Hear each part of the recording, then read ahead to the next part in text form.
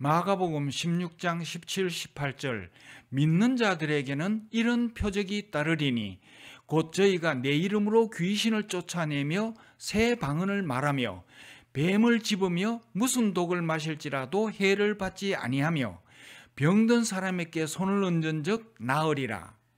이것은 예수님이 성천하시기 전에 제자들에게 하신 말씀입니다. 많은 사람들이 이 말씀을 오해하고 있습니다. 어떤 사람이 농약병을 들고 교회에 찾아와서 이렇게 말했습니다. 자, 여기 농약이 있습니다. 성경이 진리라면 예수님을 믿는 사람은 이 농약을 마셔도 해를 받지 않을 것입니다. 누구라도 이 농약을 마신 후에도 살아있으면 내가 예수님을 믿겠습니다.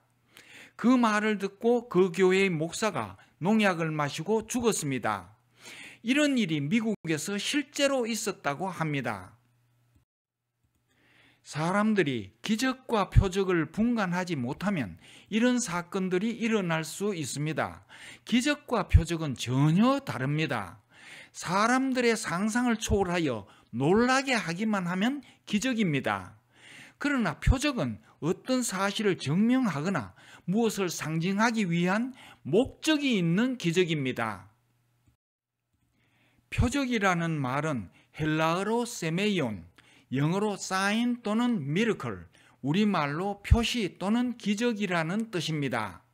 믿는 자들에게는 이런 표적이 따르리니 라는 말씀은 어떤 사람이 이런 기적을 행하면 그 사람은 복음을 믿는 사람이라는 표시다 라는 뜻입니다.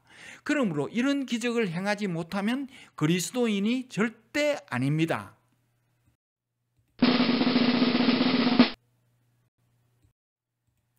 마가복음 16장 17, 18절의 말씀대로 사도들은 실제로 귀신을 쫓아내며 새로운 방언을 말하고 뱀을 집으며 무슨 독을 마실지라도 해를 받지 않았고 손을 얹어 병을 낫게 하는 표적을 행했습니다. 이런 기적은 예수님을 믿는 사람이라는 표시였습니다. 그런데 우리는 예수님을 믿는데도 불구하고 농약을 마시면 죽고 문둥병자는커녕 감기 걸린 사람도 왜 고치지 못할까요? 건물의 기초공사를 할 때는 요란한 중장비가 필요하고 아기가 태어나면 엄마젖과 기저귀가 필요하듯이 교회의 기초가 세워지는 초기에는 복음을 믿는 사람들이 이런 놀라운 표적들을 사람들에게 보여줄 필요가 있었습니다. 그래서 사도행전에는 사도들이 여러 가지 표적을 행했습니다. 그러나 이런 표적들은 과일의 껍질과 같았습니다. 예를 들면 바나나를 사서 집에 도착할 때까지는 바나나 껍질이 필요합니다. 그러나 바나나를 먹을 때는 바나나 껍질을 벗겨서 쓰레기통에 버립니다. 바나나 껍질의 역할은 끝났기 때문입니다. 고린도전서 13장 10절 온전한 것이 올 때에는 부분적으로 하던 것이 패하리라.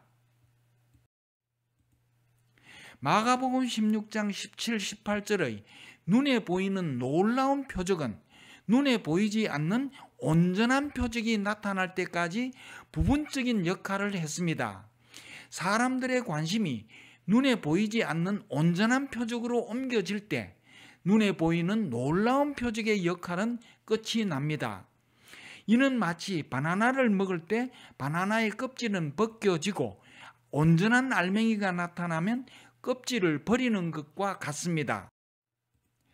건물의 기초공사가 끝나면 요란한 중장비는 필요 없고 아기가 자라면 더 이상 엄마젖과 기저귀는 필요 없고 바나나를 먹을 때는 바나나의 껍질은 벗겨서 버리듯이 교회의 기초가 완성되고 교회가 성장하면서 온전한 표적이 주목을 받을 때 부분적인 역할을 하던 놀라운 표적은 역할이 조금씩 끝나고 유효기간이 지나갑니다. 예를 들면 사도행전 2장에서 사도들이 방언을 했을 때는 통역이 전혀 필요 없었으나 방언의 역할이 끝나가면서 고린도전서 14장 28절에서 방언을 하려면 통역이 반드시 필요했습니다. 방언의 역할이 완전히 끝나고 유효기간이 완전히 지난 후에는 방언이나 통역 대신에 전문 번역가, 전문 통역사와 같은 사람들이 있고 최근에는 구글 번역기도 나와 있습니다. 그리고 믿는 사람이 병든 자에게 손만 얹어도 나았지만 병을 고치는 표적의 역할이 조금씩 끝나가면서 고린도전서 12장 9절에서는 병을 고치는 특별한 은사를 가진 사람이 필요했고 야고보서 5장 14절에서는 병든 사람을 위해 특별한 기도가 필요했습니다. 역할이 완전히 끝나고 유효기간이 완전히 지나간 지금은 병든 사람을 위해 각각 다른 전문 분야의 병원이 있습니다. 어떤 과일의 껍질은 먹어도 위험하지 않고 어린 아기가 갖고 놀려고 하면 잠시 버리지 않을 수 있듯이 교회가 성장해도 껍질의 역할을 했던 어떤 표적은 남아 있을 수는 있지만 성숙한 그리스도인에게는 절대 중요하지 않습니다. 지금은 표적의 역할이 끝나고 유효기간이 지났기 때문에 성숙한 그리스도인들은 그런 표적에 절대 주목할 필요가 없습니다. 성숙한 그리스도인들은 표적의 껍질에는 관심이 없고 표적의 알맹이를 훨씬 더 귀하게 생각합니다.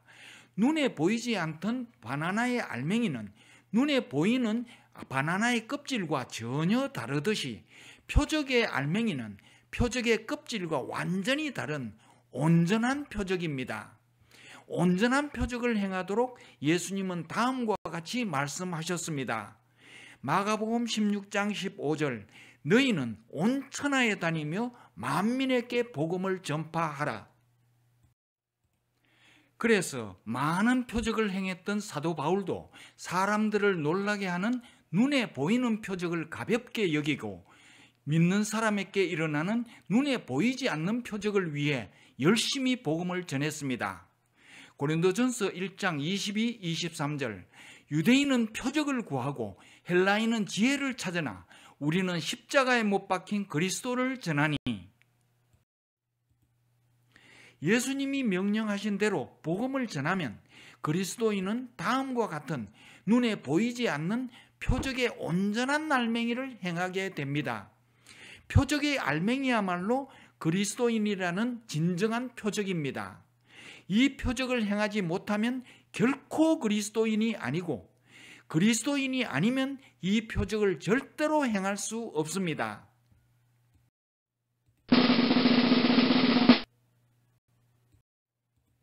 에베소서 2장 2절 그때에 너희가 그 가운데서 행하여 이 세상 풍속을 쫓고 공중의 권세 잡은 자를 따랐으니 곧 지금 불순종의 아들들 가운데서 역사하는 영이라. 예수님을 믿지 않는 사람들은 사탄의 유혹을 따르고 있습니다. 그러나 예수님을 마음의 주인으로 모시면 예수님의 뜻을 따르고 마음에서 사탄을 쫓아내고 사탄의 유혹에서 벗어날 수 있습니다.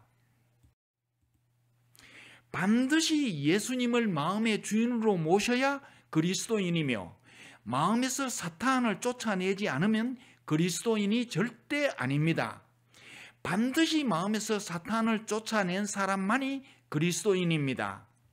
마음의 주인이 예수님으로 바뀌고 영생을 얻고 운명이 바뀌고 삶의 태도가 바뀌는 것은 초대교회에서 귀신을 쫓아내는 표적의 껍질보다 훨씬 더 놀라운 표적의 온전한 알맹이입니다.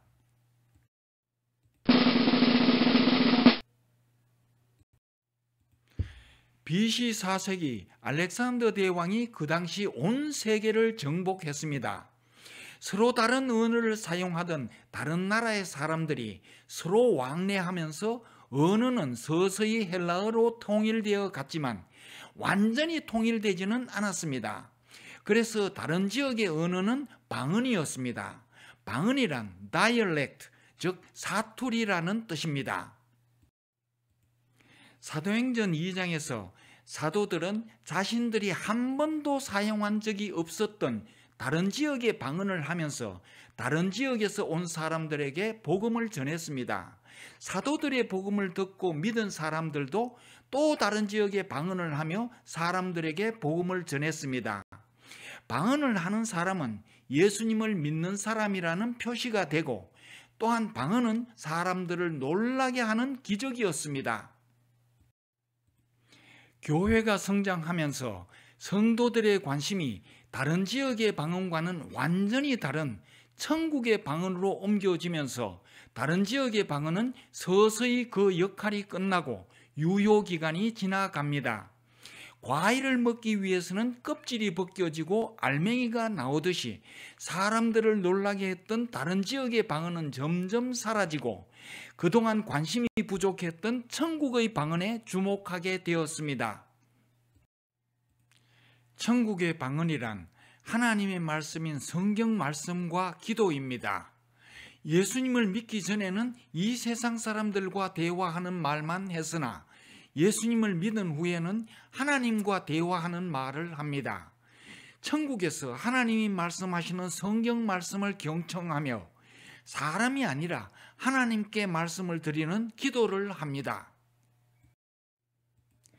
단지 사용하는 낱말과 음성은 자기가 사는 지역의 말과 같지만 성경 말씀은 이 세상 다른 지역 사람이 말하는 방언이 아니고 천국이라는 전혀 다른 곳에서 하나님이 하시는 방언입니다. 기도는 이 세상 다른 지역 사람에게 말하는 방언이 아니고 천국이라는 전혀 다른 곳에 계신 하나님에게 말하는 방언입니다. 그러나 하나님과 대화하는 것이 천국의 방언이기 때문에 믿지 않는 사람에게는 고린도전서 14장 28절에서 통역하지 않은 방언처럼 물소리나 바람소리와 같은 아무 의미가 없는 소리일 뿐입니다. 예를 들면 사도행전 9장 7절과 사도행전 22장 9절의 내용을 비교해 보면 바울이 다메섹으로 가는 길에 예수님을 만나서 대화를 했는데 같이 가던 사람들에게는 아무 의미가 없는 단순한 소리였습니다. 사도행전 9장 7절 같이 가던 사람들은 소리만 듣고 아무도 보지 못하여 말을 못하고 섰더라. 사도행전 22장 9절 나와 함께 있는 사람들이 빛은 보면서도 나더러 말하시는 이의 소리는 듣지 못하더라. 사도행전 9장 7절에서는 듣기는 했으나 보지 못했다고 기록되어 있고 사도행전 22장 9절에서는 보기는 했으나 듣지 못했다고 기록되어 있습니다. 사도행전 9장 7절과 사도행전 22장 9절을 종합하면 다음과 같이 정리할 수 있습니다. 들었으나 듣지 못했고 보았으나 보지 못했다. 이와 같이 성경 말씀을 들어도 믿지 않는 사람에게는 하나님의 말씀으로 들리지 않고 물소리나 바람소리처럼 아무 뜻이 없는 소리로 들리고 우리가 하나님께 기도를 해도 믿지 않는 사람에게는 허공에 말하는 아무 뜻이 없는 헛소리로 들립니다. 이와 같이 성경 말씀과 기도는 이 세상의 방언과 전혀 다르고 완전히 새로운 천국 방언입니다. 이런 대화를 하는 것은 복음을 믿는 사람이라는 표시요, 또한 복음을 믿는 사람만이 행할 수 있는 놀라운 기적입니다. 그리고 사도행전 2장의 방언보다 훨씬 더 놀라운 온전한 표적입니다.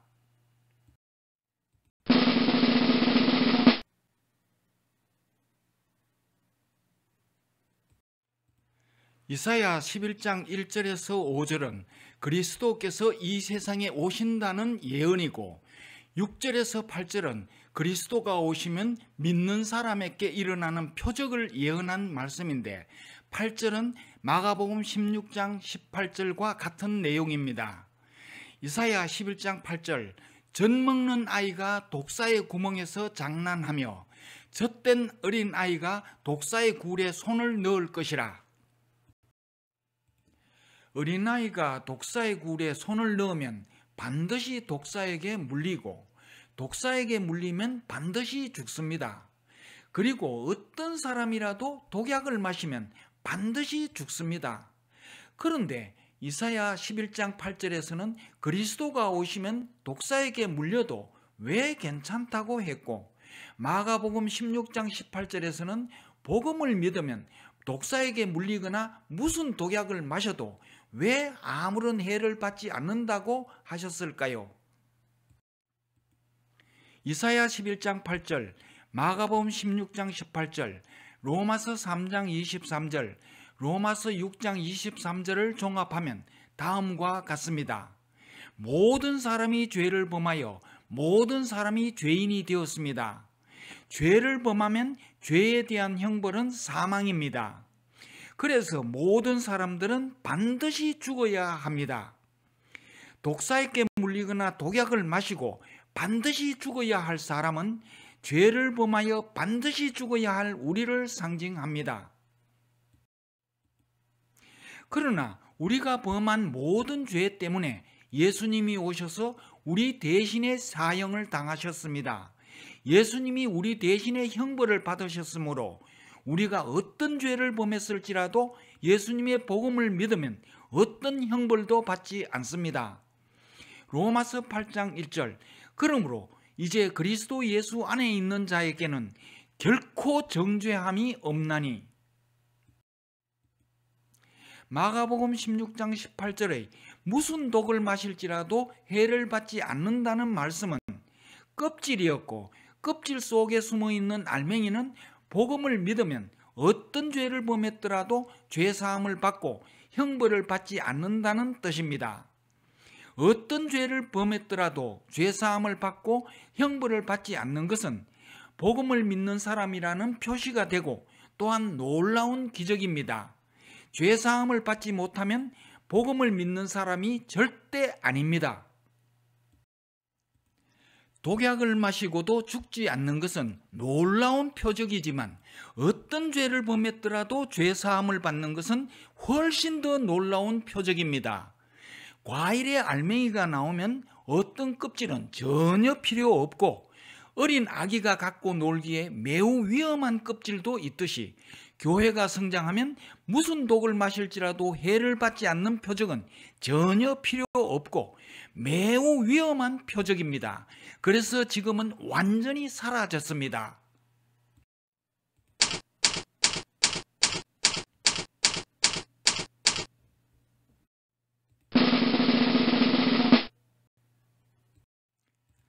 하나님과 사람이 서로 교제하며 서로 사랑하기 위해 하나님은 사람을 하나님의 형상으로 창조하셨습니다.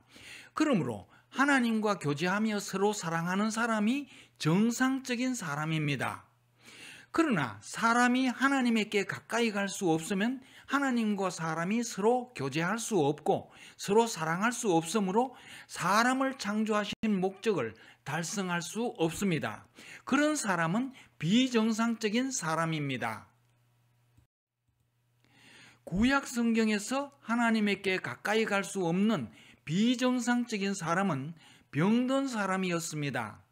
예를 들면 레위기 13장 3절에서 문둥병자를 부정하다고 했고, 레위기 22장 3절에서 부정한 사람은 하나님께 가까이 갈 수 없었습니다. 신약 성경에서 하나님께 가까이 갈 수 없는 비정상적인 사람은 죄인입니다. 예를 들면 로마서 3장 23절에 이렇게 기록되어 있습니다. 모든 사람이 죄를 범하였음에 하나님의 영광에 이르지 못하더니. 하나님께 가까이 갈 수 없는 사람은 구약 성경에서는 병든 사람이고 신약 성경에서는 죄인입니다. 구약 성경의 병든 사람은 신약 성경의 죄인을 상징하는 그림자입니다. 그러므로 병든 사람에게 손을 얹기만 하면 낫는다는 말씀은 죄인에게 복음을 전하기만 하면 죄사함을 받고 의인이 될 수 있다는 뜻입니다. 입만 열고 복음을 전하기만 하면 하나님과 교제할 수 없는 비정상적인 사람이 하나님과 교제하는 정상적인 사람이 될 수 있습니다. 그리고 사람의 운명이 바뀌고 영생을 얻고 새로운 삶을 살게 됩니다.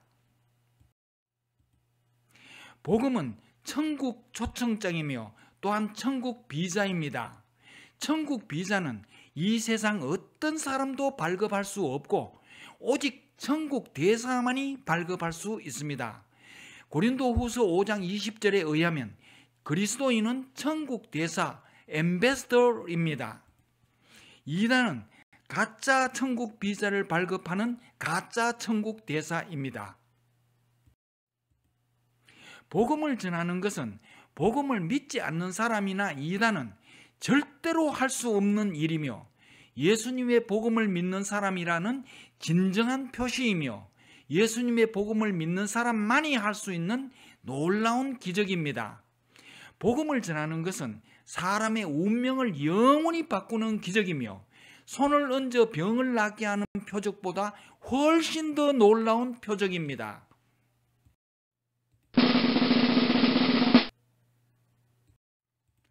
로마 제국의 유적지에 가면 로마 제국의 영웅혹을 들은 한 사람도 만날 수 없고 오직 폐허가 된 문명의 흔적만 남아 있습니다.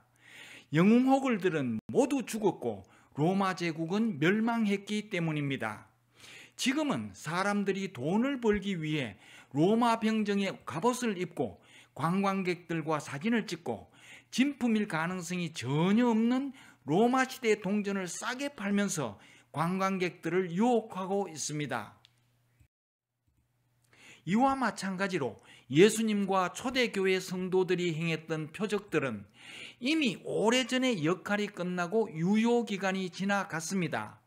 그래서 어떤 표적은 로마 제국의 영웅호굴처럼 완전히 없어졌고 어떤 표적은 로마 제국 유적지의 폐허처럼 흔적만 남아 있지만 값싼 로마 시대 동전처럼 진품일 가능성이 전혀 없는 표적은 지푸라기라도 잡으려는 절박한 사람들을 유혹하고 있습니다.